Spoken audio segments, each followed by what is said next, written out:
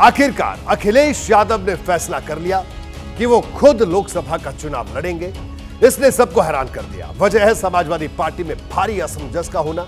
खुद अखिलेश की मुहर से 2 दिन पहले उनके भतीजे तेज प्रताप यादव को कन्नौज से टिकट दिया गया था, लेकिन अचानक एसपी अध्यक्ष का मन बदल गया। इसकी वजह स्थानीय नेताओं के फीडबैक को बताया जा रहा है।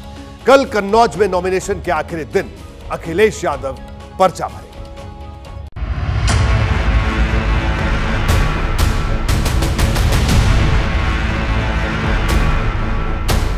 कभी मेरठ तो कभी मुरादाबाद, कभी बिजनौर तो कभी बदायूं।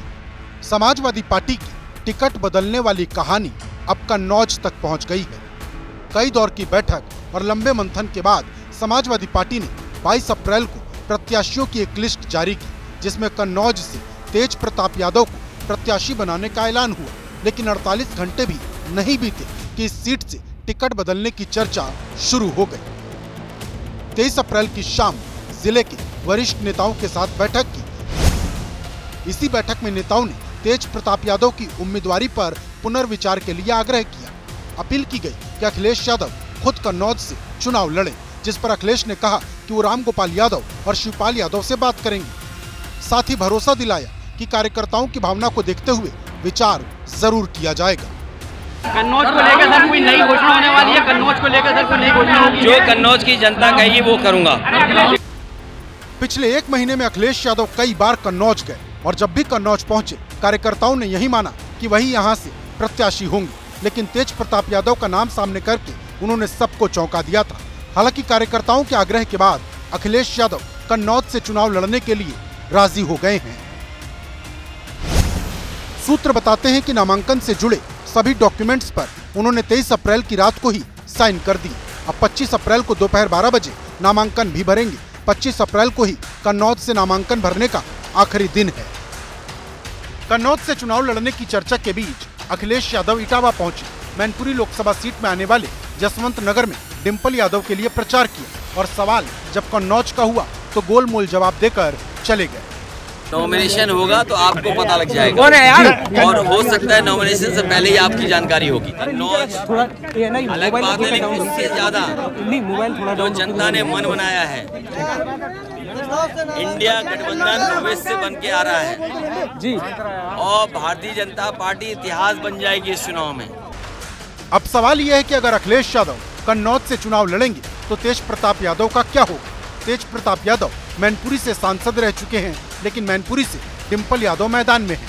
यही वजह थी कि मैनपुरी की बजाय तेज प्रताप को कन्नौज सीट देकर अखिलेश यादव ने पारिवारिक एकजुटता का संदेश दिया। लेकिन कार्यकर्ताओं और पार्टी के नेताओं की मांग के आगे उन्हें अपना फैसला बदलना पड़ गया।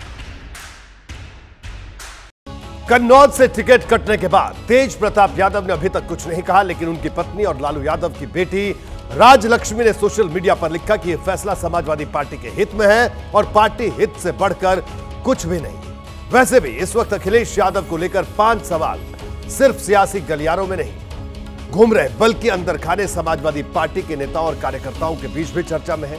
इन सवालों के बारे में मैं आपको बता देता हूं। आर पार की जंग के बीच भारी असमंजस क्यों है, यह अपने आप में बड़ी बात है। फैसला फाइनल नहीं, फिर ऐलान में जल्दबाजी क्यों, यह भी सवाल है। बार बार कदम पीछे हटाने की नौबत क्यों आई, और इसके अलावा स्थानीय नेता तैयार नहीं थे तो तेज प्रताप को टिकट क्यों दिया गया?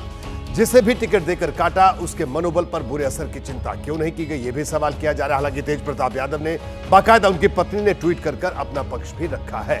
सिर्फ कन्नौज ही नहीं, अब तक करीब 10 लोकसभा सीटों पर समाजवादी पार्टी प्रत्याशी बदल चुकी है।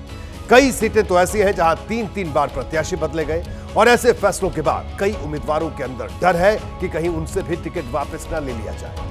जैसे ही घड़ी का काटा दोपहर 2:30 पे आए, बबीता जी का दिल सास बहू साजिश के लिए मचल जाए। और ये है इनकी बहू, पूरे दिन ऑफिस की टेंशन हो जाए गॉन जब ये करें अपना फेवरेट शो फ्री टाइम पे ऑन। इनकी तरह आप भी देखिए अपना फेवरेट शो अपने टाइम पर और डाउनलोड कीजिए एबीपी लाइव ऐप अपने स्मार्ट टीवी पर।